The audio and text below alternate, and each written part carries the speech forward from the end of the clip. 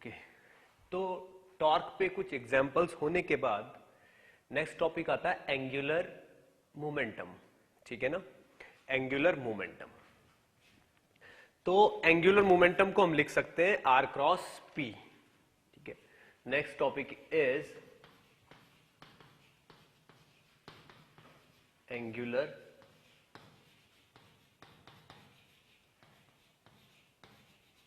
Momentum.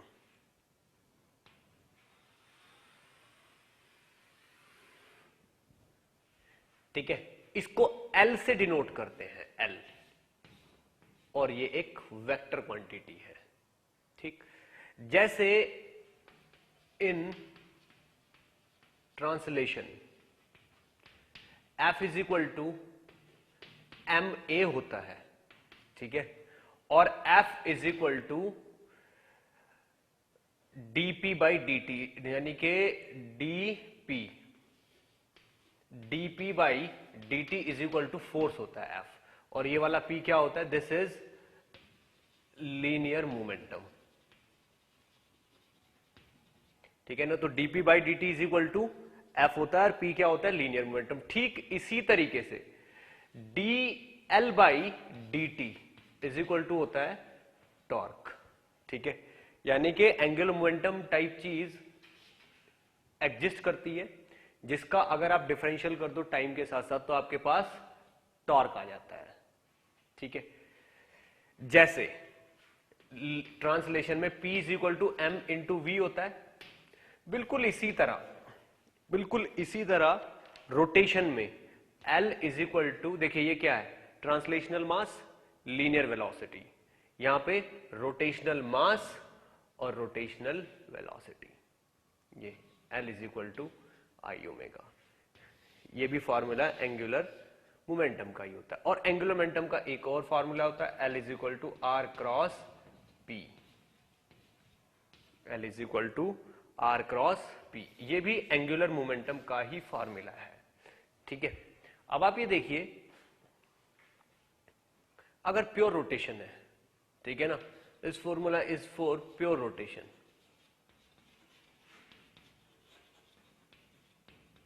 ठीक है ना, अगर प्योर रोटेशन है तो एंगुलर मोमेंटम आप ऐसे लिख सकते हो, and this is for everything. कोई भी चीज अगर किसी भी डायरेक्शन में मूव कर रही है तो किसी भी पॉइंट के अबाउट एंगुलर मोमेंटम हम इस फॉर्मूले की हेल्प से लिख सकते हैं। ठीक, अब इसके कुछ एग्जांपल्स दूंगा मैं आपको, यानी कि सीधे सीधे हमें पता चल रहा है कि जो ट्रांसलेशन में मोमेंटम रोल प्ले करता है, ठीक है ना, रोटेशन में, यानी कि रोटेशन में वो रोल एंगुलर मोमेंटम प्ले करता है। ठीक है ना, ट्रांसलेशन में लीनियर मोमेंटम, रोटेशन में एंगुलर मोमेंटम, सारी टर्म्स बिल्कुल एक जैसी हैं। बिल्कुल इसी तरीके से टॉर्क का फॉर्मूला है। ठीक है ना, if torque is equal to 0 that means L is constant, ये पता चलता है यहां से। अब एक एग्जांपल लेते हैं हम एंगुलर मोमेंटम कैलकुलेशन का। ठीक, मान लीजिए एक रास्ता है इस तरीके से,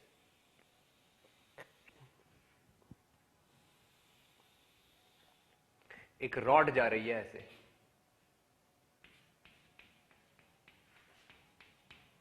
ठीक है, यहां पे कोई इंसान खड़ा हुआ है इस तरीके से, ये this is some observer.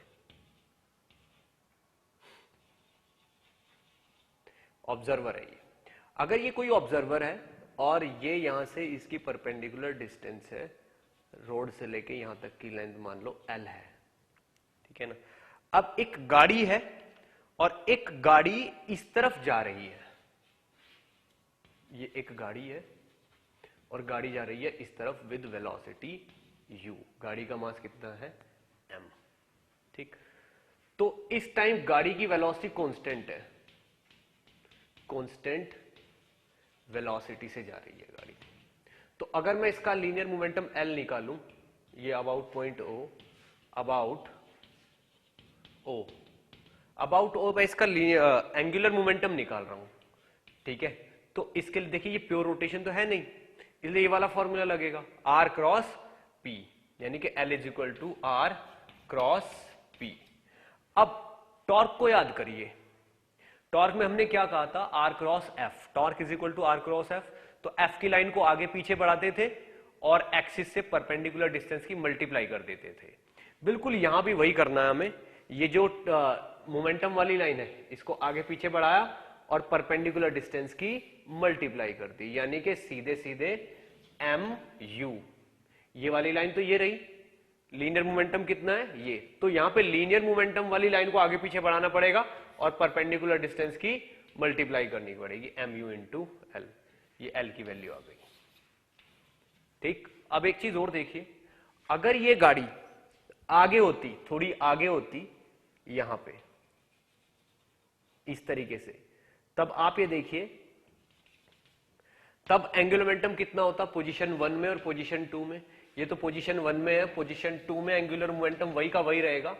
M you वाली लाइन को आप आगे पीछे बढ़ाओगे सीधे सीधे और एल की ही मल्टीप्लाई करोगे, ठीक है ना। इसका मतलब कांस्टेंट है यहां पे एल, यहां पे निकाल लो, यहां पे निकाल लो। अगर आप यहां पे ये गाड़ी सेम इसी स्पीड से चलती रही, कांस्टेंट स्पीड से ही चलती रही, तो इस पॉइंट पे भी एंगुलर मोमेंटम यही आएगा।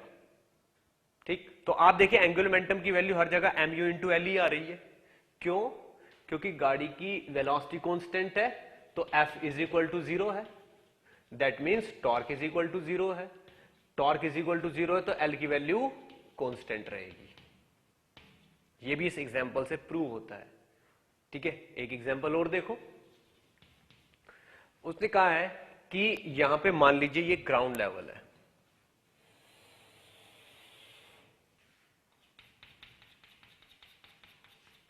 ये ग्राउंड लेवल है। ठीक, तो यहां से हमने क्या किया, एक बॉल को इस तरीके से थ्रो किया यूं, ठीक है। इस बॉल का मास m और यहां से जो स्पीड हमने इसको थ्रो करते टाइम दी है दैट इज u। ठीक, ये वाला एंगल कितना है, थीटा। तो पूछा जा रहा है eight top point what is the angular momentum of the body about point of projection. L बताइए कितना होगा एट टॉप पॉइंट, ठीक है ना, about point of projection, point of projection. ठीक, अब आप देखिए अगर इस पॉइंट पे, टी पॉइंट पे मुझे एंगुलर मोमेंटम निकालना है तो क्या करना होता है, जो यहां की वेलोसिटी है, डेफिनेटली यहां की वेलोसिटी कितनी होगी, u cos थीटा। तो mu वाली लाइन को आगे पीछे बढ़ा दो ऐसे करके, mu वाली लाइन से ये परपेंडिकुलर डिस्टेंस की मल्टीप्लाई कर दो और परपेंडिकुलर डिस्टेंस यहां पे कितनी होगी, हाइट, मैक्सिमम हाइट। तो अब आप देखिए यहां पे लीनियर मोमेंटम कितना हो गया, r क्रॉस p। सीधे सीधे मोमेंटम वाली लाइन को आगे पीछे बढ़ाया, मोमेंटम की वैल्यू कितनी होगी यहां पे, mu cos theta multiply by perpendicular distance, और परपेंडिकुलर डिस्टेंस कितनी है, हाइट मैक्सिमम। ये आपका आंसर हो जाएगा।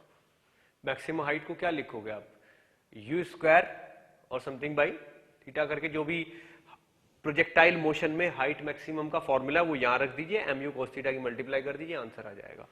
अब इसने साथ में एक क्वेश्चन और पूछा है कि एल की वैल्यू क्या होगी, एल की वैल्यू क्या होगी एट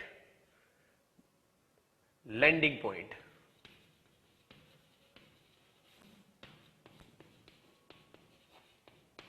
अब ये जो लैंडिंग पॉइंट है यहां पे थोड़ा सा क्रूशियल हो जाता है मामला।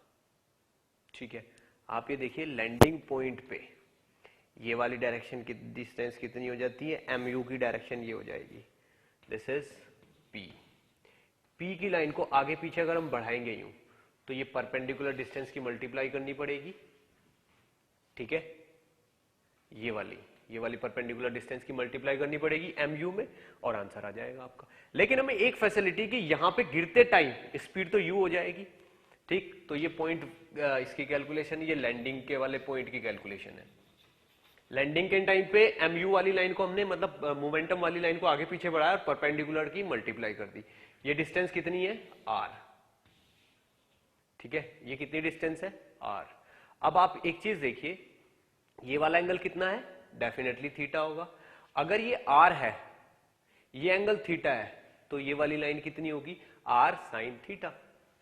ये तो वो हो गया ना हाइपोटेन्यूज, ये परपेंडिकुलर हुआ, ये बेस हुआ, तो वो लेंथ यानी कि यहां से अगर पॉइंट ऑफ प्रोजेक्शन ये है और ये एम है, तो ओ एम जो लेंथ है that is R sine theta. R क्या है? R is range.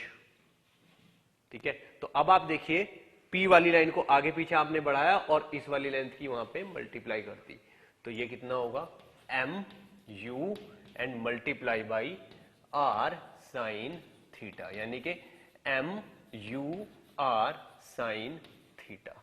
ये आपका आंसर है सेकंड वाले केस में और ये आपका आंसर है फर्स्ट वाले केस में। अब आर और एच की वैल्यू आप रख दीजिए प्रोजेक्टाइल मोशन से। This is maximum height attend, this is maximum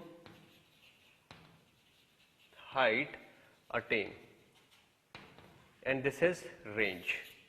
clear? इस चीज को बहुत अच्छे से नोट करिए, इस एग्जांपल को। ठीक है, फिर हम थोड़ा सा और आगे बढ़ते हैं।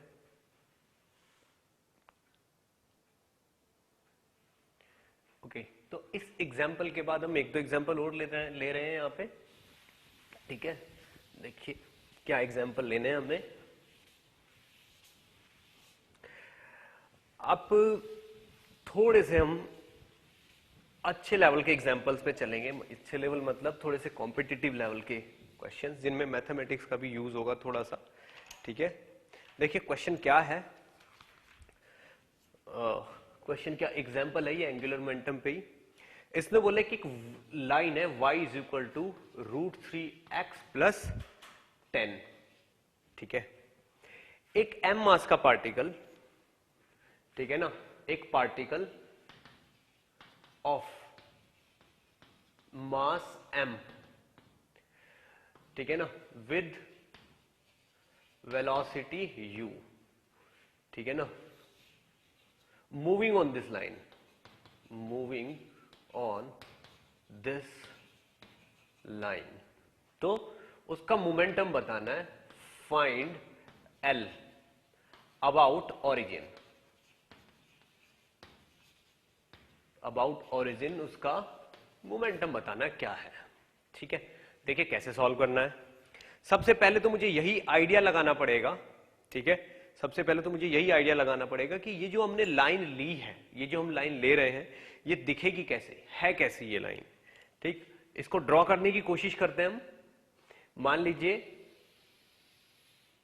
ये हमारे पास एक कार्टेशियन प्लेन है, ठीक है, यूं, ये ओरिजिन है। अब इस इक्वेशन में अगर मैं x इज इक्वल टू 0 रख देता हूं, that means y is equal to 10 आता है, यानी कि ये यहां पे 10 पे से पास होगी। और इसमें मैं अगर y इज इक्वल टू 0 रख देता हूं तो यहां पे x इज इक्वल टू आता है -10/√3। तो -10/√3 5 से थोड़ा सा ज्यादा होगा, यानी कि अप्रोक्सीमेटली ये वाला पॉइंट होगा। इसका मतलब जो लाइन है वो लाइन ये वाली है, ये लाइन है। ठीक, अब इस पे एक पार्टिकल चल रहा है इस तरफ यूं, ठीक है ना, ये पार्टिकल है जो इस लाइन पे मूव कर रहा है। किस डायरेक्शन में? इस डायरेक्शन में। अब आप ये देखो इस पार्टिकल की जो MU वाली लाइन, ये तो यही है, मुझे बस ये परपेंडिकुलर ही तो चाहिए। MU वाली लाइन को आगे पीछे बढ़ाया और परपेंडिकुलर डिस्टेंस की मल्टीप्लाई कर दी। अब मुझे पता है कि ये वाली डिस्टेंस कितनी है 10 और ये वाली डिस्टेंस कितनी है 10/√3। ठीक है, तो अगर मैं इस थीटा की वैल्यू निकालूं तो tan theta is equal to आ जाएगा 10/√3 यानी कि 60 डिग्री। 10, अगर मैं ये थीटा की वैल्यू निकाल देता हूं यहां पे, ये इफ दिस इज थीटा, तो tan theta is equal to आ जाएगा 10/√3 यानी कि √3। थीटा इज इक्वल टू आ गया आपका 60 डिग्री। थीटा अगर 60 डिग्री है, ठीक है ना, यहां पे ये थीटा अगर 60 डिग्री है तो आप ये देखो 60 डिग्री के सामने वाली साइड होगी sin 60 और ये है tan√3। तो ये अगर मैं यहां से O लगाऊं, ये पार्टिकल P लगाऊं, तो OP की वैल्यू होगी 10/√3 और साथ में sin 60 यानी कि 5 मीटर। तो इस चीज से हमें एक क्लू मिल जाता है कि momentum is equal to mv यानी कि m into u into M V वाली लाइन को आगे पीछे बढ़ाना है और परपेंडिकुलर डिस्टेंस की मल्टीप्लाई कर दी, एम यू में आप मल्टीप्लाई कर दीजिए 5 की, तो एल की वैल्यू कितनी आ गई 5 MU। ये आपका आंसर हो गया, ठीक है ना। अब इसको बहुत अच्छे से नोट करिए, फिर मैं नेक्स्ट एग्जाम्पल पे मूव करता हूं।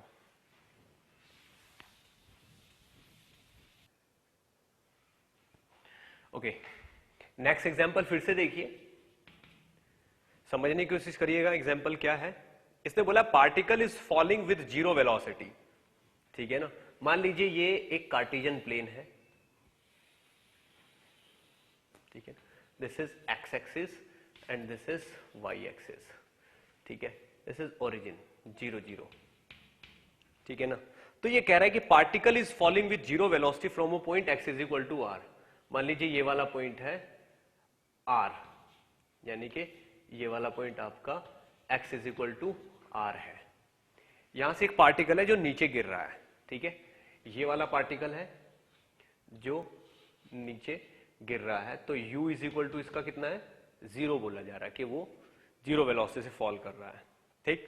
पूछा है find l after time t time के बाद उसका l बताइए कितना होगा। बहुत आसान काम है, अगर ये गिर रहा है तो गिरेगा तो ऐसे ही, mv वाली लाइन तो ऑलवेज ऐसी रहेगी और mv वाली लाइन से परपेंडिकुलर डिस्टेंस ऑलवेज क्या रहेगी r, और t टाइम के बाद वेलोसिटी कितनी हो जाएगी u प्लस at करिए, यानी कि v after t time is equal to हो जाएगी 0 plus g into T.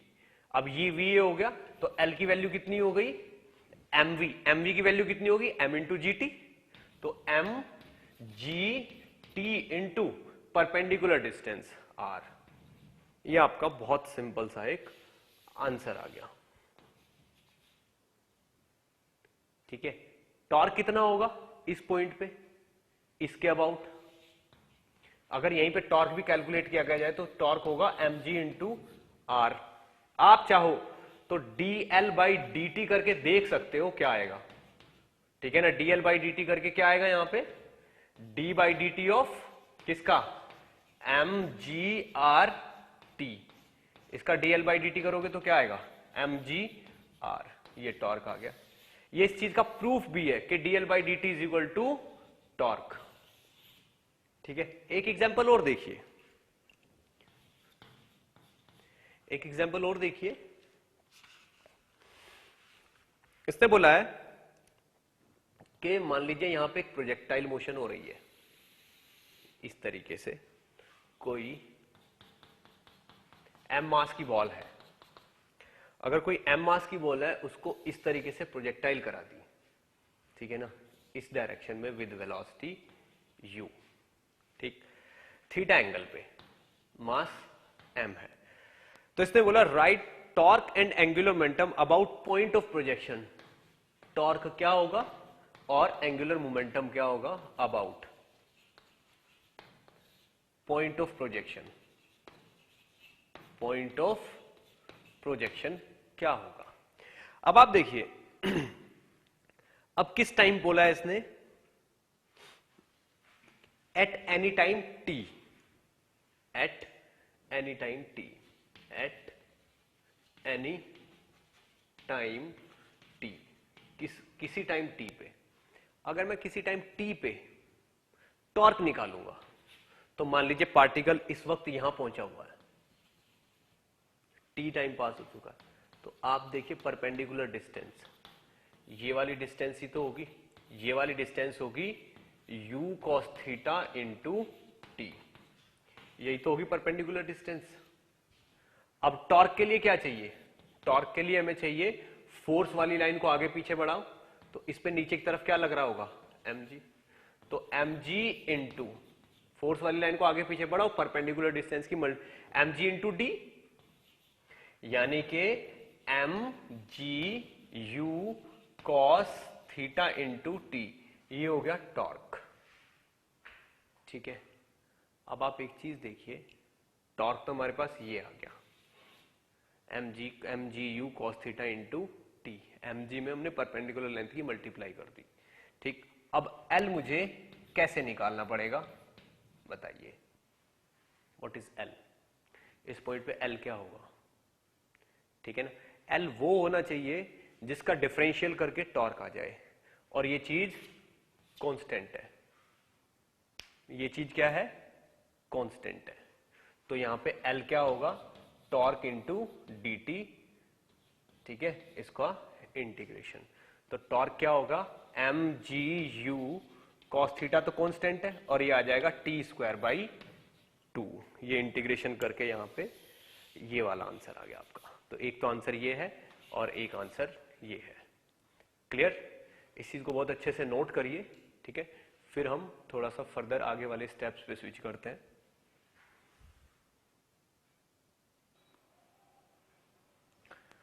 Okay, angular momentum की डायरेक्शन भी बहुत मैटर करती है, ठीक है। देखिए एंगुलर मोमेंटम की डायरेक्शन पे ही एक एग्जांपल देखिए। एग्जांपल क्या, एक कंडीशन है, ठीक है ना। मान लीजिए हमारे पास एक रॉड है इस तरीके की, ये हमारे पास एक रॉड है यूं, जिसकी लेंथ एल है, एल लेंथ की रॉड है। अब ये रॉड एक टाइप से एक ऐसे प्लेटफॉर्म पे वेल्ड हो रखी है यूं, जो कि रोटेट करता है। ये प्लेटफॉर्म खुद की एक्सिस पे भी रोटेट करता है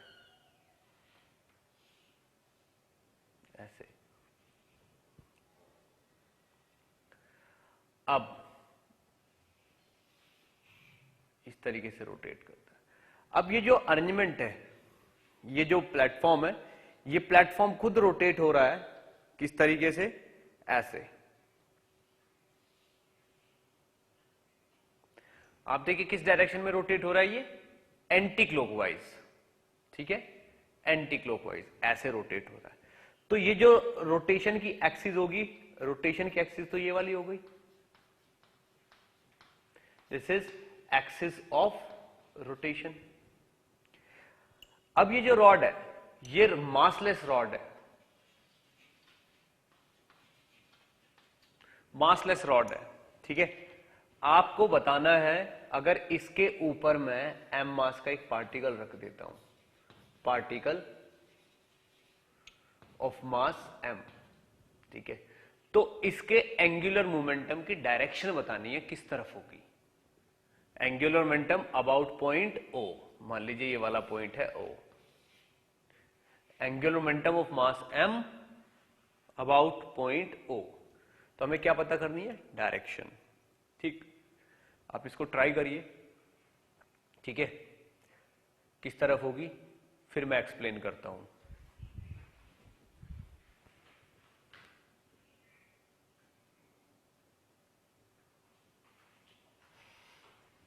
ओके, देखिए क्या करना है इसमें।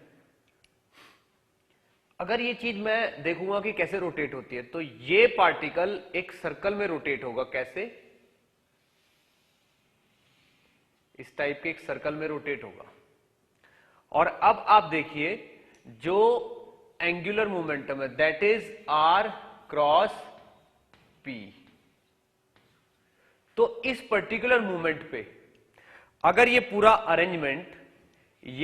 अरेंजमेंट इस तरीके से रोटेट कर रहा है इस डायरेक्शन में यूं, ठीक है, तो आप ये देखो ये वाला पॉइंट इस वक्त इनवर्ड जा रहा होगा अंदर की तरफ, तो मोमेंटम की डायरेक्शन किधर है, अंदर की तरफ। और ये क्या है, दिस इज आर, ये आर वेक्टर है, मोमेंटम अंदर की तरफ है। तो बिल्कुल ध्यान से देखिएगा डायरेक्शन को, ठीक है, डायरेक्शन को एकदम ध्यान से देखना।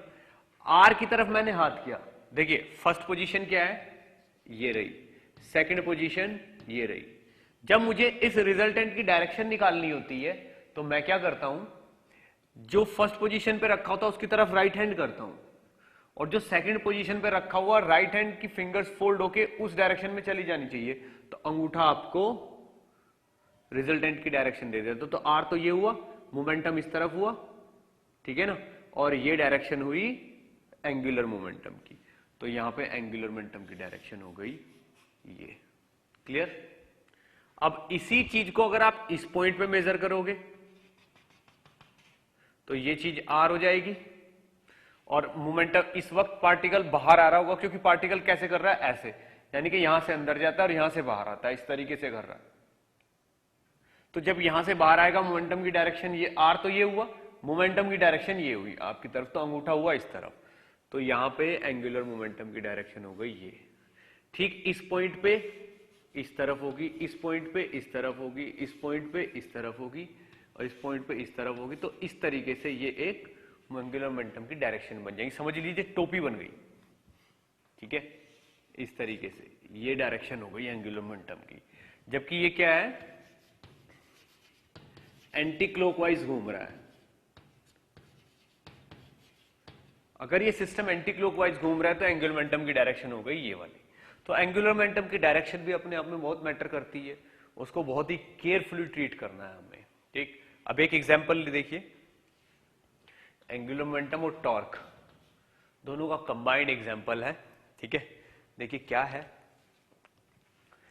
देखिए इस एग्जांपल में ही मैं आपको एक फैक्ट भी बता दूंगा, ठीक है, टॉर्क का और पुली का, ठीक है। देखिए एग्जांपल क्या है, एक मान लीजिए इस तरीके से एक पुली है, यूं, ठीक है ना। इस पुली पे दो मासेस लटके हुए हैं,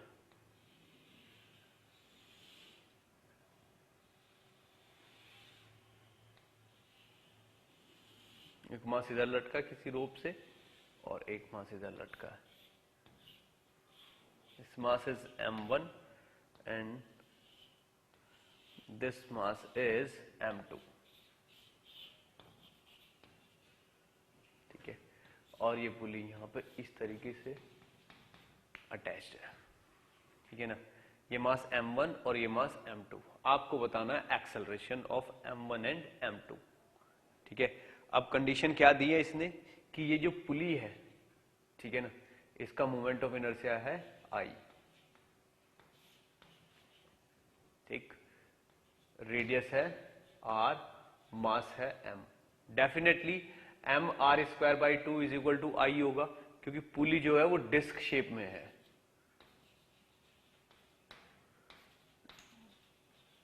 डिस्क शेप पुली ये है, ठीक। मुझे इसका टेंशन बताना है, एक्सेलरेशन बताना है, सारी चीजें बतानी है, ठीक। मैं इसके लिए आपको 2 मिनट का टाइम देता हूं, आप ट्राई करिए।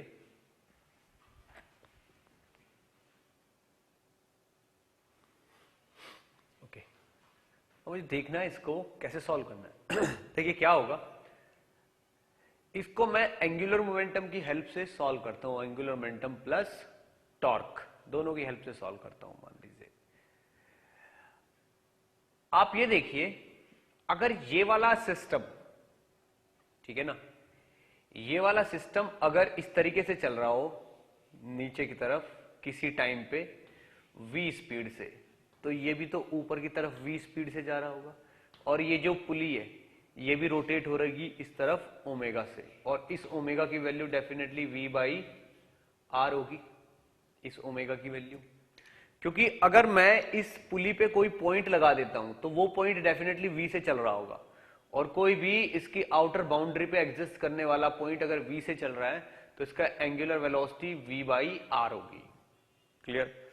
अब आप ये देखिए, अगर यहां पे इस जगह पे टॉर्क देखा जाए, ठीक है, कि टॉर्क कितना है इस पर्टिकुलर पोजीशन में, तो आप ये देखो इसकी वजह से नीचे की तरफ m1g लग रहा होगा, और इसकी वजह से नीचे की तरफ कितना लग रहा होगा, m2g, और एक्सटर्नल फोर्स यहां पे केवल mg ही है, ठीक। तो जब मैं टॉर्क लिखूंगा यहां पे, ठीक है ना, तो टॉर्क हो जाएगा m2g minus m1g into R, इसके अबाउट, इस पुली पे लगने वाला टॉर्क, ठीक है ना। हम पुली पे लगने वाला टॉर्क देख रहे हैं, तो m2g minus m1g into are.